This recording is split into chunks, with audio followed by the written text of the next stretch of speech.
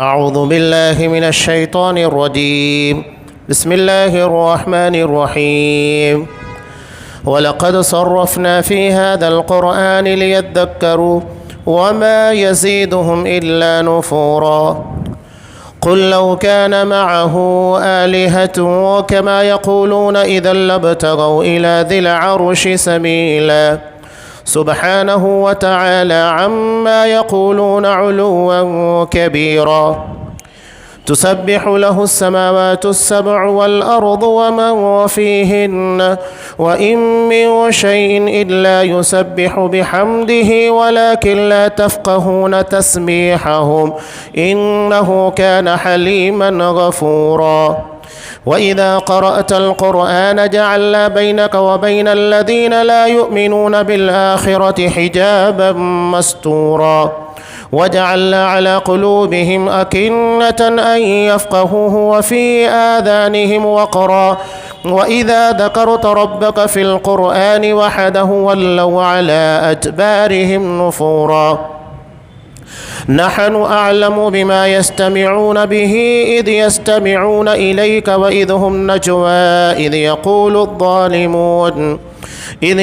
الظالمون إن تتبعون إلا رجلا مسحورا. انظر كيف ضربوا لك الأمثال فضلوا فلا يستطيعون سبيلا. وقالوا أئذا كنا عظاما ورفاتا أئنا لمبعوثون خلقا جديدا. قل كونوا حجارة أو حديدا أو خلقا مما يكبر في صدوركم فسيقولون من يعيدنا قل الذي فطركم أول مرة فسينغضون إليك رؤوسهم ويقولون متاه قل عسى أن يكون قريبا.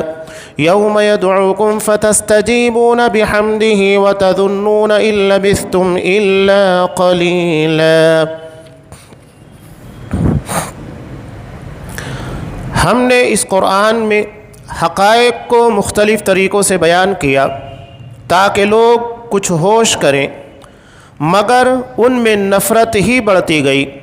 آپ ان سے کہیے کہ اگر اللہ تعالیٰ کے ساتھ کوئی اور بھی الہ ہوتے جیسا کہ یہ مشرک کہتے ہیں تو وہ اللہ صاحب عرش سے مقابلہ اور وہاں تک پہنچنے کے لیے ضرور کوئی راہ تلاش کرتے۔ وہ پاک ہے اور ان باتوں سے بہت بلند برتر ہے جو یہ لوگ کہتے ہیں۔ ساتوں آسمان اور زمین اور جو کچھ ان میں ہے سب اس کی تسبیح کرتے ہیں، بلکہ کوئی بھی چیز ایسی نہیں جو اس کی حمد کے ساتھ اس کی تسبیح نہ کر رہی ہو، لیکن تم ان کی تسبیح کو نہیں سمجھتے۔ وہ بڑا بردبار اور معاف کرنے والا ہے۔ اور جب آپ قرآن پڑھتے ہیں تو ہم آپ کے اور ان لوگوں کے درمیان ایک مخفی پردہ حائل کر دیتے ہیں جو آخرت پر ایمان نہیں رکھتے۔ ہم نے ان کے دلوں پر پردہ چڑھا دیا ہے کہ وہ اس قرآن کو سمجھ ہی نہ سکیں اور ان کے کانوں میں بوجھ ہے۔ اور جب آپ قرآن میں اپنے اکیلے پروردگار کا ذکر کرتے ہیں تو وہ نفرت سے پیٹھ پھیر کے بھاگ جاتے ہیں۔ ہم خوب جانتے ہیں کہ جب وہ آپ کی طرف کان لگاتے ہیں تو کس بات پر لگاتے ہیں، اور یہ بھی جانتے ہیں کہ جو وہ سرگوشی کرتے ہیں جب یہ ظالم کہتے ہیں کہ تم ایک سحر زدہ آدمی کی پیروی کر رہے ہو۔ غور کرو وہ آپ کے لیے کیسی مثالیں بیان کر رہے ہیں۔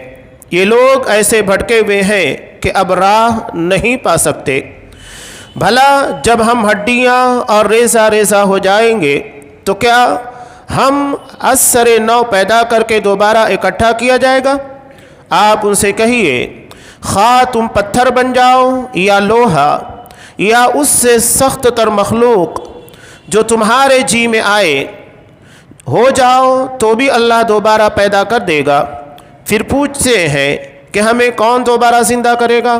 آپ کہیے کہ وہی پیدا کرے گا جس نے تمہیں پہلی بار پیدا کیا ہے۔ پھر وہ آپ کے سامنے اپنے سر ہلائیں گے اور پوچھیں گے کہ ایسا کب ہوگا؟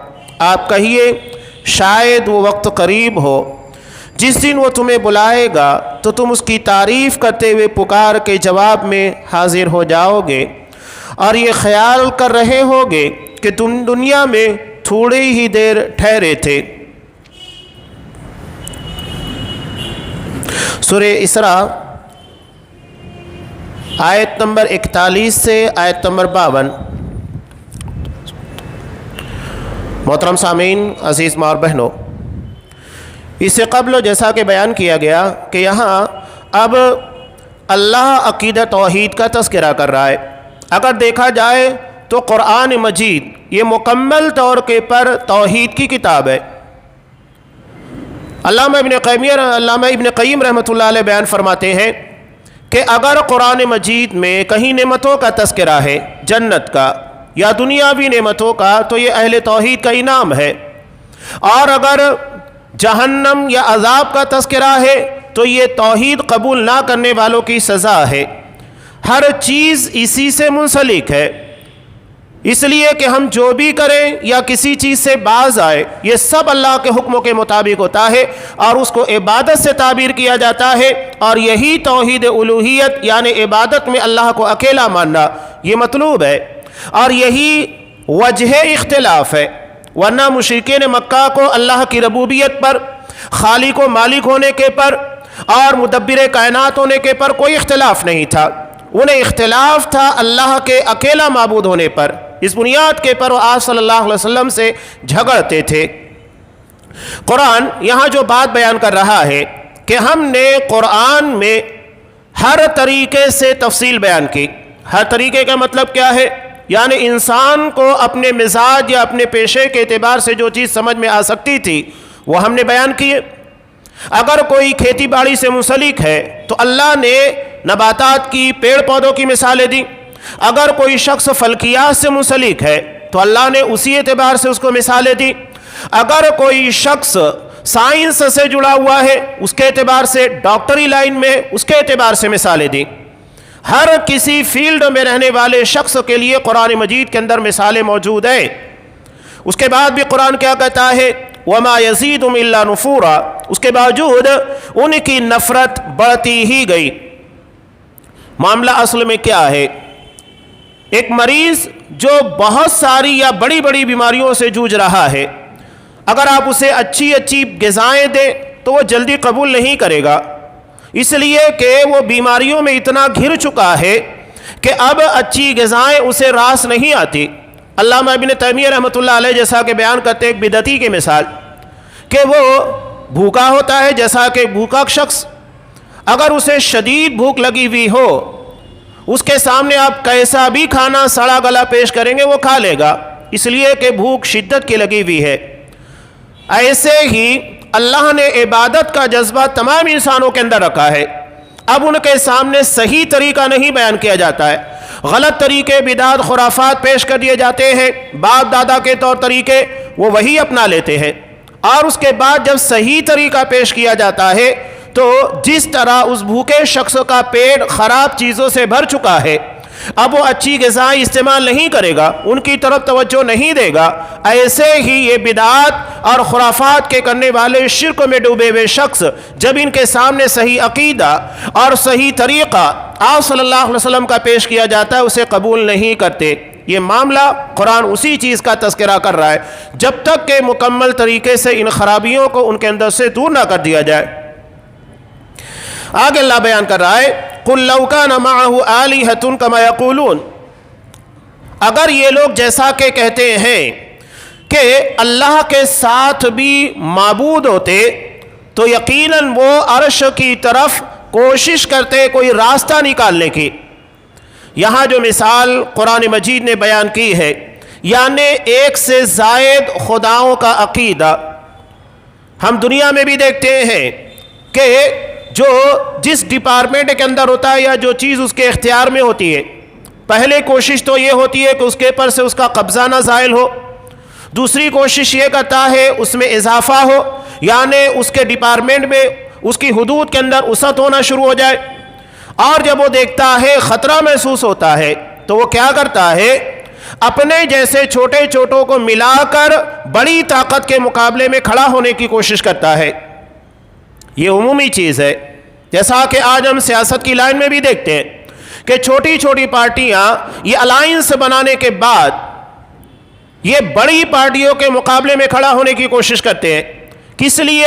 تاکہ ان کا وجود باقی رہے اور ان کے پر آنے والا خطرہ ان سارے لوگوں کے مل جانے کی وجہ سے کم پڑ جائے.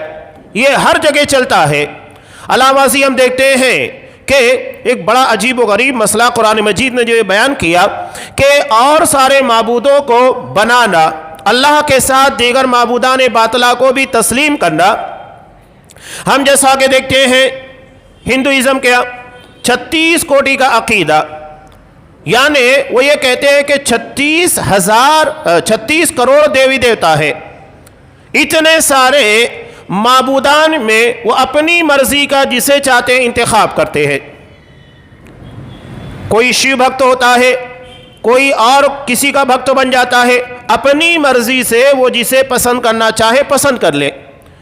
یعنی یہاں پر ایسا لگتا ہے کہ ایک بازار سجا ہوا ہے، ایک مارکیٹ ہے، ہم اپنی مرضی سے عبادت کے لیے جس معبود کو بھی تسلیم کرنا چاہے تسلیم کر لے. اب یہاں یہ سامان تجارت بن چکے ہیں معبودان کہ خریدار گراہک جسے چاہے پسند کرے، جسے چاہے چوائس کرے. یہاں شریعت اسلامیہ کے میں اندر اس طرح کی بدتمیزی نہیں ہے. اب یہاں پر دیکھیے ان لوگوں نے بہت سارے معبود الگ الگ بنا کے رکھے. فرشتوں کی بحث کے ضمن میں بات میں اکثر بیان کرتا ہوں کہ جس طرح کے ہندوازم کے فرشتوں کے تعلق سے عقیدہ موجود ہے، یعنی ملک الموت کو وہ لوگ یمدود کہتے ہیں، موت کا فرشتہ، اور اسی طرح بارش کا فرشتہ اسے میگدوت کہتے ہیں، اور حکومت اختیار عطا کرنے والا فرشتہ اسے راجدوت کہتے ہیں.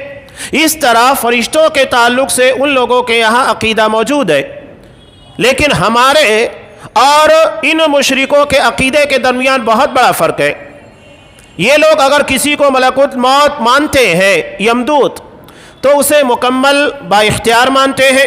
وہ اپنی مرضی سے جب چاہے جس کے بھی پران نکال لے، روح کو قبض کر لے. جبکہ ہمارے اپنے عقیدے کے مطابق جو قرآن اور حدیث سے ماخوذ ہے، فرشتے با اختیار نہیں. قرآن صاف کہتا ہے لا یعصون اللہ ما امروا. اللہ نے ان لوگوں کو جو بات کہی، جو حکم دیا، اس کے بارے میں وہ کوئی نافرمانی نہیں کرتے. وَيَفْعَلُونَ مَا يُؤْمَرُونَ. جس بات کا حکم دیا گیا وہی کرتے ہیں. وہ اللہ کے حکموں کے خلاف نہیں جاتے، یعنی وہ با اختیار نہیں ہے بلکہ مکمل اللہ کے حکموں کے تابع ہیں. اگر انہیں کسی پوری بستی کو پلٹ دینے کا حکم دیا جائے پلٹ دیتے ہیں. کسی بستی کے پر سونامی لانا ہے لے آتے ہیں. اگر کسی ماں کی گود سے اس کے چہیتے لاڈلے بیٹے کی روح کو قبض کرنا ہے قبض کر لیتے ہیں. وہ وہاں یہ سوال نہیں کرتے یا مروت نہیں کرتے کہ اس ماں کا کیا ہوگا، اس کے دل کے پر کیا بیتے گی. اللہ کا حکم ہے، چپ چاپ اپنے آپ کو سرنڈر کرتے اس کے مطابق چلتے ہیں. یہ بہت بڑا فرق ہے، اس کو یاد رکھنے کی کوشش کیجئے گا.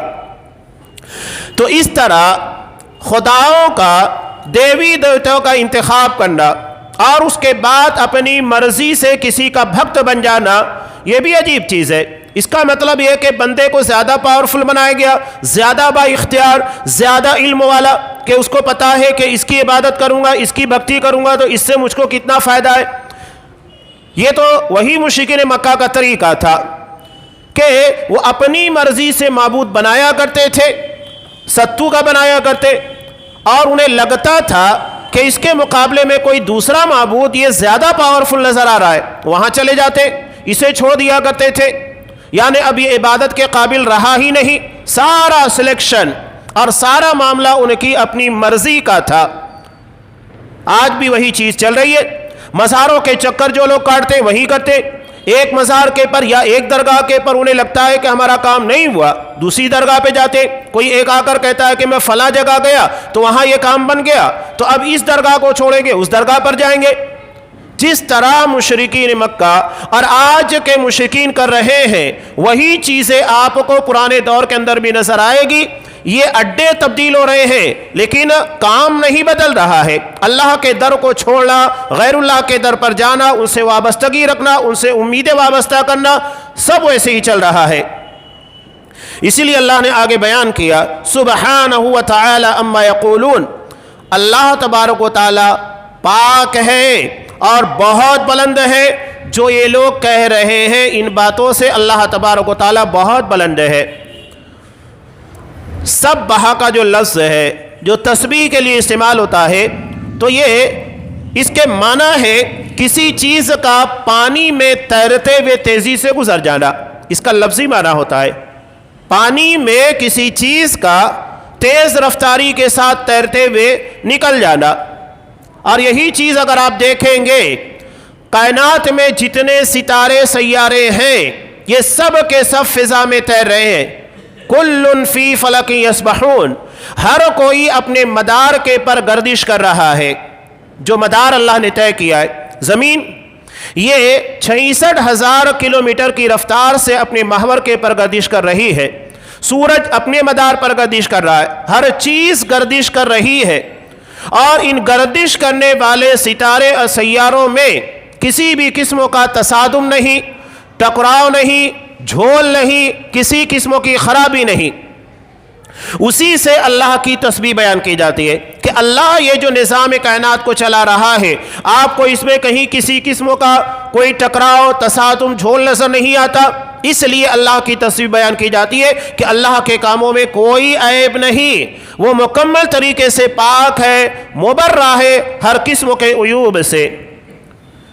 آگے اللہ نے بیان کیا تسبح لہ السماوات السبع والارض ومن فیہن، اللہ کے لیے ساتوں آسمان اور زمین اور ان میں جتنی چیزیں ہیں ہر چیز اللہ کی تسبیح بیان کر رہی ہے، اور تم ان کی تسبیح کو نہیں سمجھ پاتے۔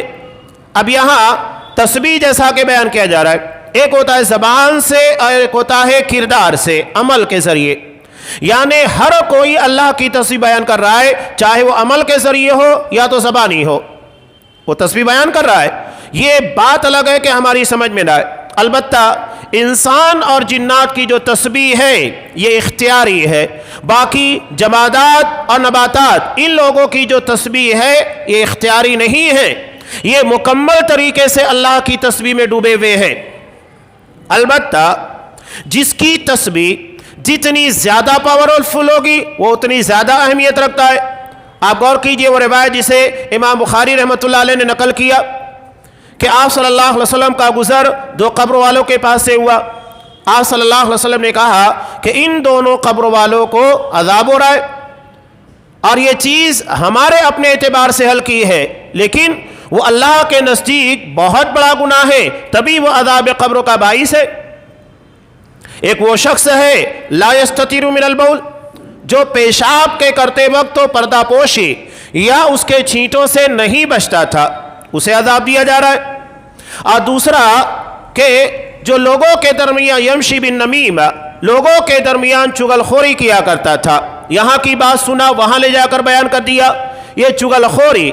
اور اس کے پہلے میں بیان کیا، جب آپ عقیدہ پڑھیں گے تو حیران رہ جائیں گے، شیخ محمد بن عبد الوہاب رحمہ اللہ جادو کے باب میں غیبت، چغل خوری ان چیزوں کو لا کر بیان کرتے ہیں، چغل خوری کو جادو کے باب میں لا کر بیان کرتے ہیں۔ لوگ حیران ہو جاتے ہیں کہ آخر چغل خوری اور جادو کا تعلق کیا ہے؟ دونوں کا مقصد ایک ہی ہوتا ہے۔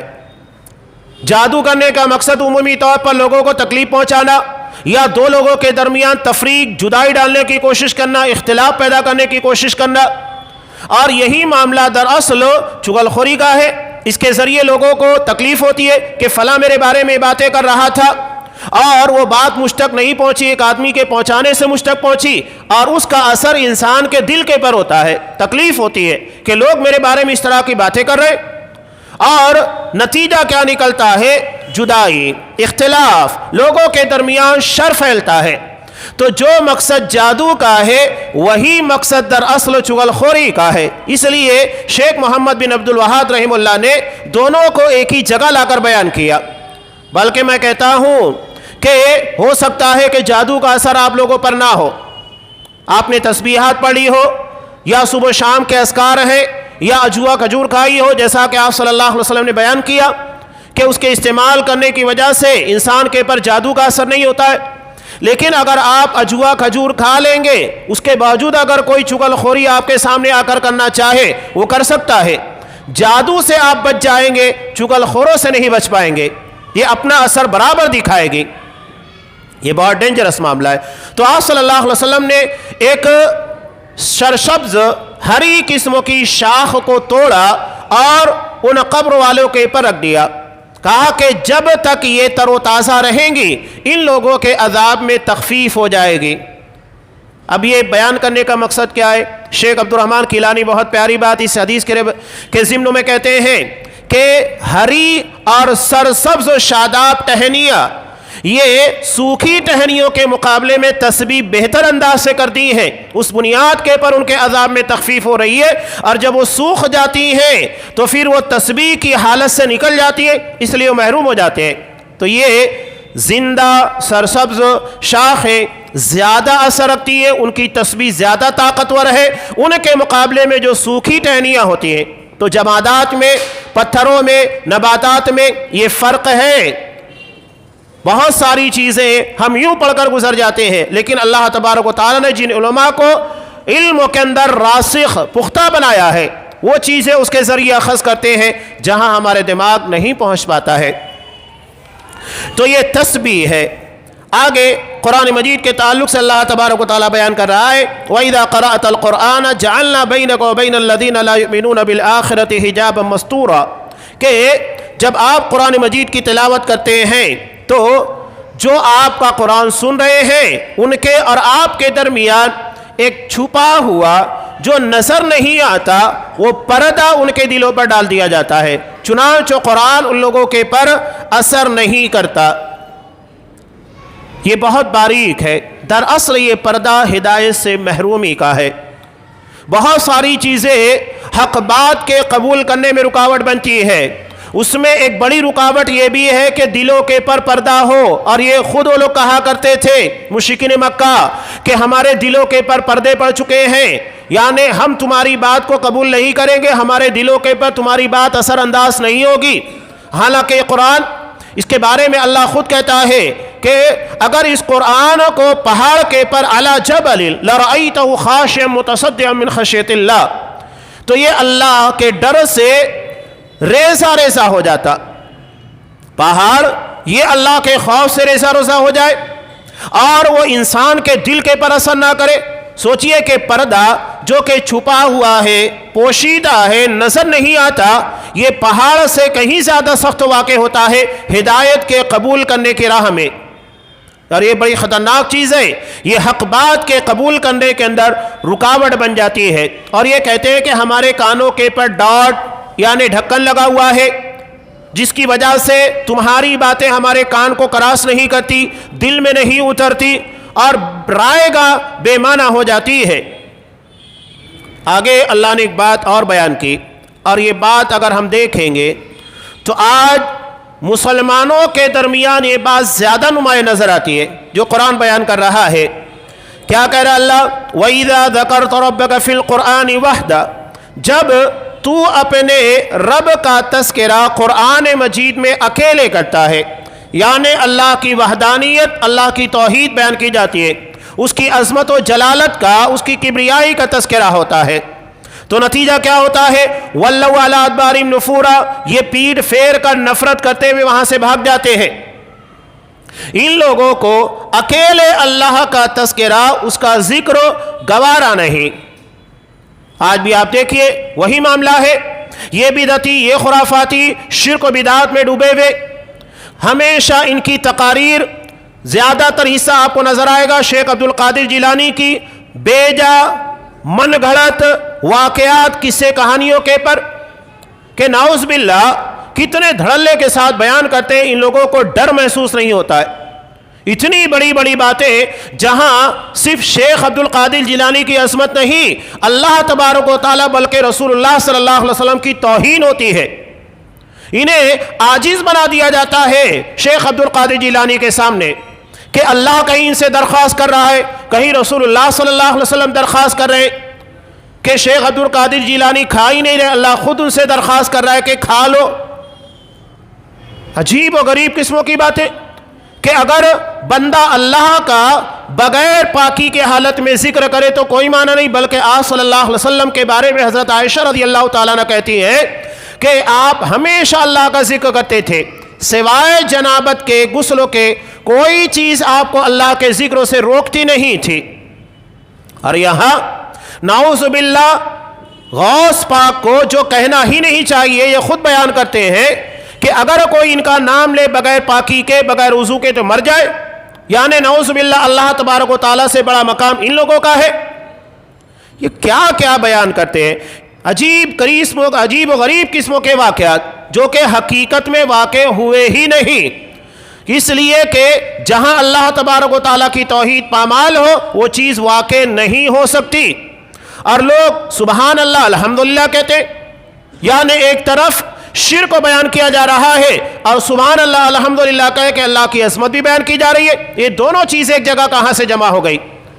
یہ بات آپ کو یاد ہوگی، شیطان بہت کائیاں ہے، آپ نے بہت سارے مزارات کے پر دیکھا ہوگا کہ وہاں جھنڈا لگا ہوتا ہے جس پہ کلمہ توحید لکھا ہوتا ہے، لا الہ الا اللہ، اللہ کے سوا عبادت کے لائق کوئی نہیں، اور اسی جھنڈے کے نیچے جو کلمہ توحید ہے وہاں شیطان شرک کرا ہوتا ہے 24 گھنٹے، یعنی وہ توحید کے نیچے شرک کے مرکز کو قائم کرتا ہے۔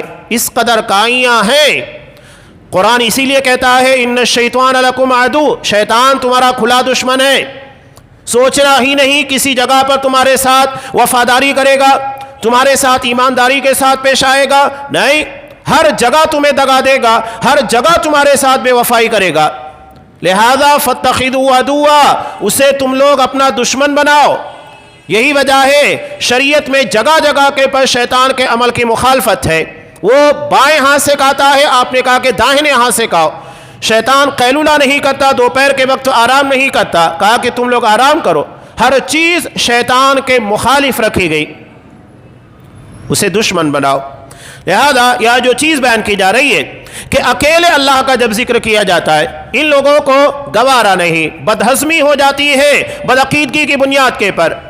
ان لوگوں کی تقاریر اٹھا کر دیکھیے، آپ کو کہیں اللہ کی عظمت، کہیں اللہ کی کبریائی، اللہ تبارک و تعالیٰ کی قدرت کاملہ، ان چیزوں کا کوئی تذکرہ نہیں ملے گا، بس کہ من گھڑت واقعات، جھوٹی روایات، ان کے ذریعے عظمت اولیاء بیان کرنے کی کوشش کی جاتی ہے۔ قرآن نے اسی چیز کا یہاں تذکرہ کیا، اسی لیے اللہ کہہ رہا ہے کہ نحن اعلم بما یستمعون۔ یہاں پر اگر آپ دیکھیں گے تو مشرکین مکہ آج کے مشرکوں سے ممتاز ہو جاتے ہیں۔ کیسے؟ اللہ کہہ رہا ہے ہمیں پتہ ہے یہ لوگ کیا غور سے سنتے ہیں جب وہ آپ کے پاس آتے ہیں۔ قرآن کہہ رہا ہے کہ یہ لوگ ایک طرف قرآن سے لوگوں کو روکا کرتے تھے، باقاعدہ مشرکین مکہ اس کے بارے میں میٹنگیں کیے اور آپس میں یہ بات طے کی گئی کوئی بھی آپ صلی اللہ علیہ وسلم سے قرآن مجید نہیں سنے گا۔ اور رات میں ہوتا کیا تھا، ابو جہل یہ سوچتا کہ ولید بن مغیرہ وہ سننے نہیں جائے گا اس لیے کہ فیصلہ ہو چکا ہے، ولید بن مغیرہ سوچتا کہ عتبہ سننے نہیں جائے گا، یہ آپس میں سوچتے تھے اور ہر کوئی ایک دوسرے کے بارے میں یہی گیس کر کے اندازہ کر کے قرآن سننے جاتا اور اس کے بعد وہاں سارے لوگوں کا سامنا ہوتا، ہر کوئی رات کی تاریکی کا فائدہ اٹھا کر آپ صلی اللہ علیہ وسلم سے قرآن سننے آیا ہوا ہے۔ لیکن جب یہ چیزیں ان کے سامنے پیش آتی تو اپنی خفگی کو، سراسیمگی کو مٹانے کے لیے، شرمندگی کو مٹانے کے لیے کیا کہتے تھے، ان تتبعون الا رجلا مسحورا، یہ جادوگر ہے۔ تبھی تو ہم اتنی مخالفتوں کے باوجود اس کی بات کو، قرآن کو سننے کے لیے رات کی نیند قربان کر کے چلے آتے ہیں، یہ جادو ہے۔ اور ان لوگوں کے درمیان خود ایک بڑا اختلاف تھا، کبھی آپ صلی اللہ علیہ وسلم کو دیوانہ کہتے، کبھی جادوگر کہتے، کبھی یہ کہتے کہ آپ کے پر جادو کیا ہے۔ عجیب قسم کی باتیں، یعنی انہیں خود اپنے باتوں کے پر اتحاد نہیں تھا، آپ کے بارے میں عجیب و غریب قسموں کی باتیں بیان کیا کرتے تھے جو کہ تضاد خیالی کا واضح نمونہ تھا۔ آگے قرآن مجید نے مشرکین مکہ کے ایک اور اہم شبہ کا تذکرہ کیا اور وہ ہے مرنے کے بعد دوبارہ زندہ ہونا۔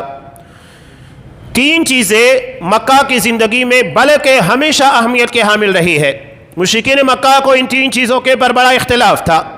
اللہ کی توحید یعنی اکیلے اللہ کو عبادت کے قابل قرار دینا، دوسرا نبی کریم صلی اللہ علیہ وسلم کو قابل اتباع سمجھنا، آپ کا طریقہ، آپ کی بتائی ہوئی باتیں اسی کے مطابق چلنا، اور تیسرا بعث بعد الموت، مرنے کے بعد دوبارہ زندہ ہونا۔ یہ ان لوگوں کے لیے بڑی عجیب بات تھی، اختلافات انہی تین چیزوں کے پر زیادہ تھے۔ چنانچہ وہ اس کے بارے میں کہتے تھے اَإِذَا كُنَّا عِظَامًا وَرُفَاتًا، جب ہم ہڈی بن جائیں گے اور ریزہ ہو جائیں گے، اس کے بعد ہمیں نئے سرے سے پیدا کیا جائے گا۔ قرآن مجید نے کہا، اب یہاں قرآن جو بات کہہ رہا ہے یہ بہت اہم ہے کہ کونوا حجارۃ او حدیدا، چاہے پتھر بن جاؤ یا تو پھر لوہا، یا تو اس سے بڑی کوئی چیز جو تمہارے دلوں کے اندر، تمہارے دماغ، تمہارے خیال میں آتی ہے، جو ہو سکتا ہے کرو، اس کے بعد بھی اللہ تم کو دوبارہ پیدا کرے گا۔ یہ جو ہڈیاں ہیں جو مٹی کے اندر سما جاتی ہیں، گوشت و پوست ساری چیزیں، یہ ایسی ہوتی ہے کہ اس کے درمیان سے پانی رستا ہے، آپ اگر اس میں پانی ملائے مل جائے گا، اور اس کے درمیان سے پانی سرایت کر کے بھی نکل جاتا ہے، جبکہ پتھر یہ مٹی کے مقابلے میں یا ہڈیوں کے مقابلے میں زیادہ سخت ہوتا ہے۔ اسی لیے قرآن نے کہا کہ اگر پتھر ہے وہ بن جاؤ، یا تو لوہا جس میں سے پانی بھی نہیں نکل پاتا، جو اپنی گرفت بہت مضبوط رکھتا ہے، یہ بھی بن جاؤ، تب بھی اللہ تمہیں دوبارہ پیدا کرے گا۔ یعنی جو ہمارے تصورات یا ہماری ظاہری چیزوں کے ماورا ہے، اس کے باوجود اللہ ہم کو پیدا کرے گا۔ اس کے بارے میں یہ خیال کہ ہڈیاں بوسیدہ ہو جائے، اللہ کہہ رہا ہے پتھر بنو، لوہا بنو، اس کے بعد بھی تم کو دوبارہ پیدا ہونا ہے، اس کے بارے میں کوئی شک نہیں ہے، کوئی شبہ نہیں ہے۔ اس کی بہت ساری مثالیں تو انسان اپنی عملی زندگی کے اندر دیکھتا ہے۔ اللہ نے جو مثال بیان کی زمین کی، جس میں پڑے ہوئے بیج جو کہ بارش کے آنے سے پہلے زمین کے پر کسی بھی قسم کی شادابی اور ہریالی یا فصل نہیں پیدا کرتے، ذرا سا پانی پڑا، نتیجہ کیا نکلتا ہے؟ زمین سرسبز و چادر اوڑھے ہوئے نظر آتی ہے، کچھ ہی دنوں کے بعد سارا منظر تبدیل ہو جاتا ہے۔ تو جو اللہ ہماری اپنی زندگی میں ہر سال زمین کو اس کے مردہ ہونے کے بعد زندگی عطا کرتا ہے، تو جس مٹی سے اللہ نے ہم کو پیدا کیا، اسی مٹی میں سما جانے کے بعد اللہ ہم کو دوبارہ نہیں پیدا کرے گا؟ یہ کہاں کی بات ہے؟ اور ایک مرتبہ جو پیدا کیا جاتا ہے، دوبارہ اس چیز کو پیدا کرنا اور آسان ہوتا ہے، جبکہ کوئی چیز پہلی مرتبہ مشکل ہوتی ہے، لیکن اللہ کے لیے کوئی چیز پہلی مرتبہ بھی مشکل نہیں، اس لیے کہ وہ قدرت رکھتا ہے اور اس کی قدرت میں کسی بھی قسم کی خامی نہیں، اللہ کے کسی بھی عمل کے اندر کوئی خامی نہیں ہے۔ لہذا آپ قرآن مجید میں بھی دیکھیے، صرف سورہ بقرہ کے اندر 5 مقامات کے پر بعث بعد الموت، مرنے کے بعد دوبارہ زندہ ہونا، اس کی مثالیں دی گئی ہیں کہ بنی اسرائیل کا ایک شخص مر گیا، اس کو اس کے بھتیجے نے قتل کیا، وہ دوبارہ زندہ ہوا، اس کے بعد مرا۔ بنی اسرائیل کے 70 لوگوں کو حضرت موسیٰ علیہ السلام کوہ طور کے پر لے کر گئے، وہاں ان لوگوں نے شرارت کی، کہا کہ نہیں، ہم تو اللہ سے باتیں کرتے ہوئے سن لیے، لیکن اللہ کو جب تک نہیں دیکھیں گے نہیں مانیں گے۔ ان کو موت دی گئی، اللہ نے ان کو دوبارہ زندہ کیا۔ آپ خود دیکھیے گا قرآن مجید میں صرف سورہ بقرہ کے اندر 5 جگہ کے پر بعث بعد الموت، مرنے کے بعد دوبارہ زندگی کا تذکرہ کیا گیا ہے۔ اور یہ اصحاب الکہف جنہیں 309 سال کی موت دی گئی، اس کے بعد ان کو زندہ کیا گیا، یہ بعث بعد الموت، مرنے کے بعد دوبارہ زندہ ہونا، اس کی ایک شاندار دلیل۔ تو یہ قرآن مجید نے مثالیں دیں، اور اتنا ہی کافی ہے کہ انسان مرنے کے بعد دوبارہ زندہ ہوگا، اللہ کو اپنے کیے کرائے کا حساب دے گا۔